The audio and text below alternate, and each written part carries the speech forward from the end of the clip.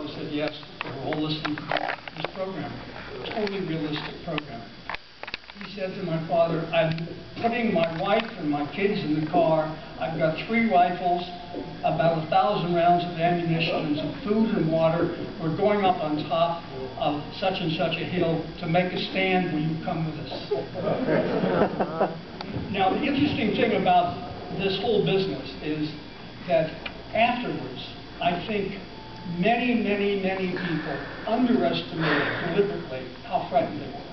People did not want to admit that they had, you know, there were even talks of heart attacks, attempted suicides.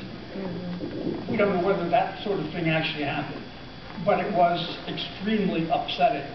And I wrote about this in the book, that I believe this had a tremendous effect on the fact that UFO research was at its outset, in a way, set way back.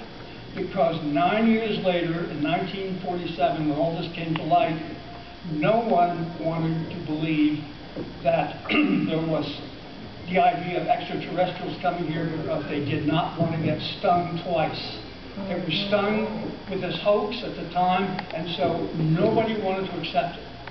And I think essentially all the tremendous degree of fear and so on was sort of swept under the carpet, even though there were people like my father who would have beaten up Orson Welles if he'd seen him, because they were all terrified.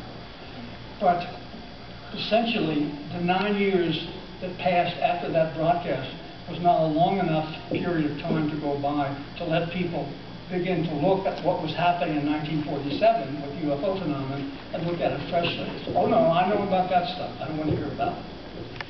At any rate, I go into the book